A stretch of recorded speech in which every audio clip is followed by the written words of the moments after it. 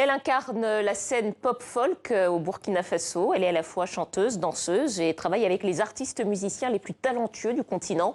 Après un premier album en 2009, elle réitère avec ce nouvel opus intitulé Teklarunda, un album avec lequel elle entend bien prendre les rênes de sa carrière professionnelle. Candy Guira, bonsoir. Bonsoir. Bienvenue au Journal Afrique. Merci beaucoup. Alors c'est votre deuxième album. Teklarunda, ça veut dire je prends les rênes, en langue morée, qui est une langue du Burkina Faso.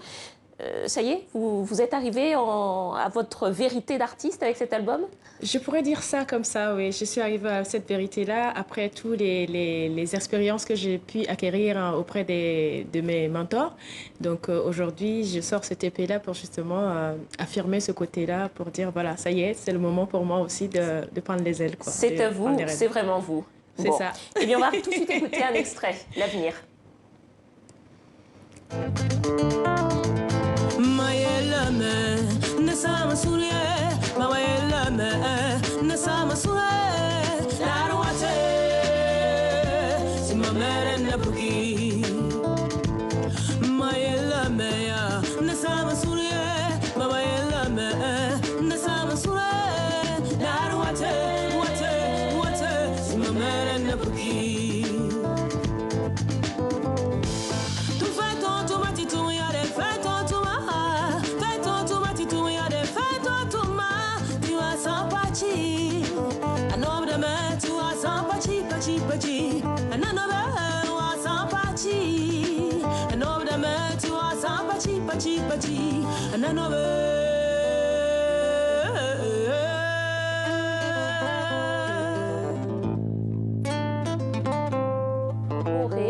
Aussi en djoula et en français également.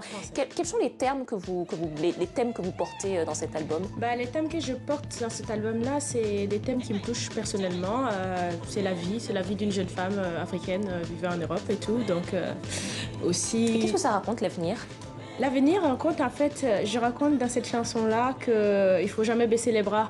Parce que je viens de très très loin dans ce métier et j'ai dû croiser des chemins qui me disaient bon, lâche maintenant, va faire autre chose, tu ne pourras rien faire. Et j'ai tenu bon et aujourd'hui je suis fière, d'où le fait de prendre les rênes parce que je n'écoute plus ce genre de personnes. J'écoute maintenant ceux-là qui me poussent justement à aller de l'avant, dont les collaborations avec certains artistes ou dont Oumou Sangaré qui aujourd'hui je continue toujours de travailler avec.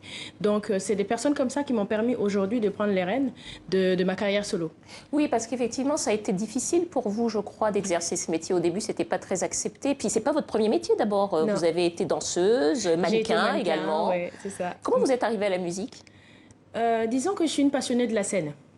Je suis vraiment une passionnée de la scène, donc tout ce qui m'amène sur scène me passionne. Donc du coup, j'ai commencé par le mannequinat, par la danse, auprès des personnes handicapées.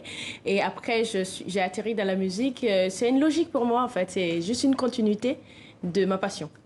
Est-ce que ça a été difficile pour vous de faire accepter à votre famille que vous alliez devenir chanteuse? Je vous apprendrai parce que je pense qu'on est nombreux à le dire. Ça n'a jamais été facile en étant une fille africaine, en vivant en Afrique. En tout cas, c'est jamais facile, surtout pour les mamans. Parce que je pense que chaque mère a une idéal de ce qu'il souhaiterait que sa fille soit. Et que par des circonstances de vie font que ces filles-là, s'ils ne sont pas dans cet idéal-là, c'est difficile pour les parents, pour les mères surtout, d'accepter ce genre de métier qui est le mien, qui est un peu quand même compliqué pour ma mère, qui était très croyante musulmane, alors c'était plus compliqué. Les filles, les femmes, leur indépendance, leur avenir, c'est aussi ce que vous chantez. Exactement. Dans vos chansons. On va en reparler tout à l'heure, mais on écoute d'abord un autre extrait, Yemouké, un de vos derniers singles. C'est ça.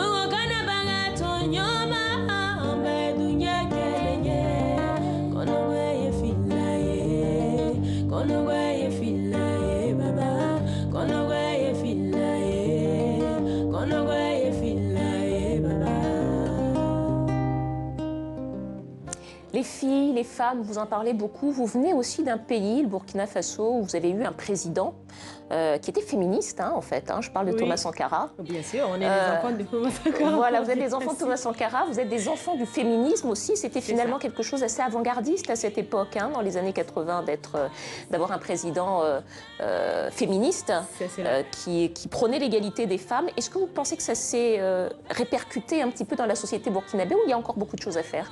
Je pense que notre génération, en tout cas ma génération, c'est cette génération-là justement qui ont connu, quand même si on était bébé, mais qui ont connu en fait ce moment-là. Et je pense que c'est le virus qui est resté. Donc on a grandi un peu en se disant quelque part que bon, on peut devenir ces femmes-là qui ont eu cette liberté-là à ce moment-là, même si la présidente avait changé, mais il y a énormément de travail à faire encore auprès de nos femmes, en tout cas au Burkina Faso. Parce qu'il y en a qui ont pris il y a deux groupes de femmes en fait au Burkina Faso. Il y a ce groupe-là justement qui sont notre génération, qui nous battons pour la liberté et les paroles de libérer des femmes.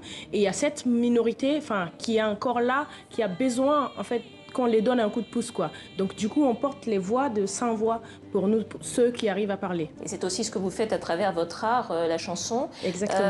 Vous étiez au FESPACO. Oui.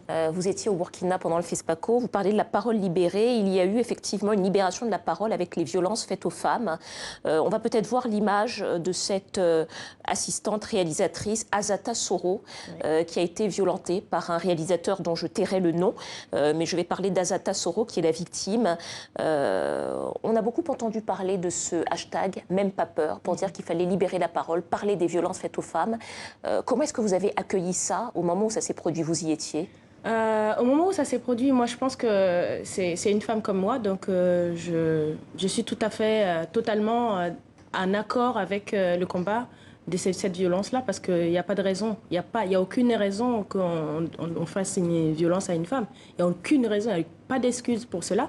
Donc sincèrement, je condamne franchement cette barbarie qui a été faite à une consoeur au Burkina Faso. Quand le phénomène MeToo est apparu aux États-Unis, ça a fait des petits, si je peux dire, un petit peu partout dans le monde. Et puis, on n'entendait rien en Afrique. Et puis là, c'est arrivé, et c'est arrivé au Burkina Faso précisément. Est-ce que ça vous étonne que ce soit chez vous, dans votre pays, que ce soit arrivé? Ou, à votre avis, de par l'histoire, est-ce que finalement, on se dit, finalement, c'est pas étonnant que ça arrive au Burkina Faso? Ça m'étonne pas. J'étais tellement heureuse, en fait. Heureuse pas pour le problème qu'il y a eu. Heureuse que ces femmes-là prennent la parole, en fait. Parce que chez nous, on a été éduqués en disant les pays des hommes intègres, on était intègres, mais les femmes, je pense qu'ils n'étaient pas trop intégrés parce qu'on préférait que les femmes se taisent et que les hommes soient intégrés. Donc du coup, pour moi, j'étais très heureuse de voir que ces femmes-là se sont levées et parlaient, parce qu'il n'y a pas que ce cas-là, il y a plein de cas qui se sont faits, mais jamais personne parle, personne n'ose parler, parce que cette éducation nous oblige un peu à se taire, en fait, tout simplement. Vous n'êtes pas dans le cinéma, vous êtes dans la musique, dans la chanson, vous avez été dans le mannequinat, vous avez été également dans la danse. Ce sont des secteurs où le désir, la représentation est très forte. Est-ce que c'est aussi des secteurs où vous avez vu beaucoup de violences faites aux femmes, en quelques mots? Bien sûr, bien sûr. Moi, j'en ai vu, j'en ai subi aussi. Donc, c'est un combat. C'est ce que je disais dans le projet que je suis en ce moment avec Nathalie Malo, qui est Amazone d'Afrique, où elle parle vraiment bien de ce sujet-là, c'est-à-dire que les coutumes, je n'ai jamais compris pourquoi les coutumes sont là pour la souffrance de la femme. Ça, j'aimerais vraiment, si quelqu'un pouvait me répondre à cela, j'aimerais bien qu'on me réponde, parce que c'est pas possible que dans tous les coutumes et dans toutes les sociétés, tout est fait pour que la femme soit réduit à un silence ou réduit à rien. Et donc là-dessus, on n'est pas d'accord. Et c'est la raison pour laquelle vous dites aux femmes qu'il faut prendre les rênes de leur vie. Tek La Runda, c'est le titre de votre album. Vous étiez venu ici ce soir pour le présenter. Merci beaucoup. Merci. Et on va terminer en musique avec une autre de vos chansons, Vie chère. C'est la fin de ce journal. Merci de votre fidélité. À demain. Tengaram yela majibam lida pasazanga Sasaram yela majibam lida pasazanga Tengaram yela majibam lida pasazanga